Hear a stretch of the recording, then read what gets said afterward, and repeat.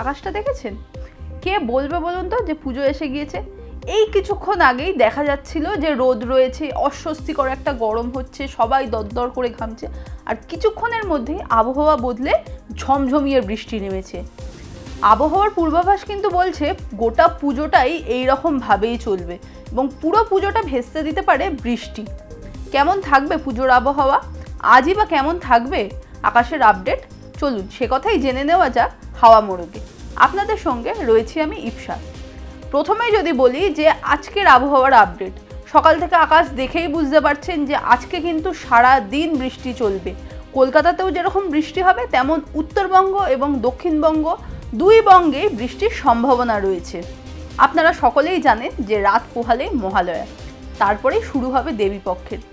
আপনাদের যদি তর্পণ করার পরিকল্পনা থাকে তাহলে কিন্তু আপনাদের সকাল সকালই তর্পণ করে ফেলতে হবে, তার কারণ বেলা যত বাড়বে তখনই কিন্তু বৃষ্টিও বাড়বে।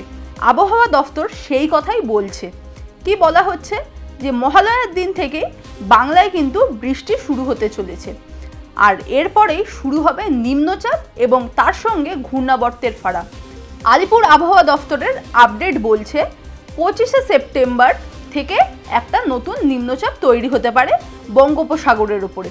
নিম্নচাপের প্রভাবে বৃষ্টি শুরু হবে, আর তারপরে 30শে সেপ্টেম্বর অর্থাৎ অষ্টমীর দিন থেকে আবার একটা ঘূর্ণাবর্ত তৈরি হবে।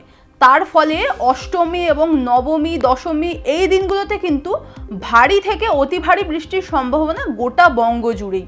এবার আসা যাক আলাদা আলাদা করে আবহাওয়ার আপডেটে। কলকাতার আপডেটের কথা যদি বলি তাহলে আজ সারাদিনই আকাশ আংশিক মেঘলা থাকবে, কখনো জোরে বৃষ্টি হবে, কখনো বা আবার ঝিরিঝিরি বৃষ্টি হবে।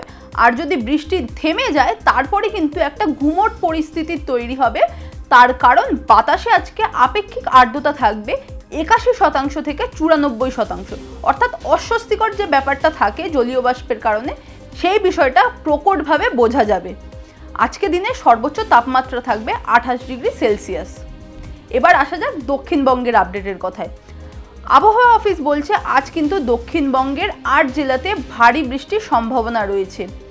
বাঁকুড়া, বীরভূম, পুরুলিয়া থেকে শুরু করে উত্তর ও দক্ষিণ 24 পরগনা, পূর্ব ও পশ্চিম মেদিনীপুরে আজ বিক্ষিপ্তভাবে ভারী বৃষ্টি হতে পারে। তার সঙ্গে বইবে ঝোড়ো হাওয়া, ঘন্টায় 30 থেকে 40 কিলোমিটার বেগে ঝোড়ো হাওয়া বইতে পারে। দক্ষিণবঙ্গে কিন্তু মঙ্গলবার থেকে বৃষ্টি বাড়বে। এবার আসা যাক উত্তরবঙ্গের কথায়। উত্তরবঙ্গে ইতিমধ্যেই ভারী বৃষ্টি শুরু হয়ে গিয়েছে এবং এই বৃষ্টির দাপট আগামী আরও 2 দিন চলবে বলে জানাচ্ছে আবহাওয়া অফিস। আজ উত্তরবঙ্গের 2 জেলা জলপাইগুড়ি ও আলিপুরদুয়ারে কমলা সতর্কতা জারি করা হয়েছে। সেখানে ভারী থেকে অতি ভারী বৃষ্টি এবং সঙ্গে ঝড়ও হতে পারে। আবার যদি দেখা যায় বাকি 3 জেলায় অর্থাৎ দার্জিলিং, কালিম্পং এবং কোচবিহার, সেখানে জারি করা হয়েছে হলুদ সতর্কতা। সেখানেও কিন্তু হালকা থেকে মাঝারি পরিমাণ বৃষ্টি হবে আজ এবং আগামীকাল। উত্তরবঙ্গের এই 5 জেলার জন্যই হলুদ সতর্কতা জারি হয়েছে, অর্থাৎ বৃষ্টি থেকে নিস্তার এখনই মিলছে না।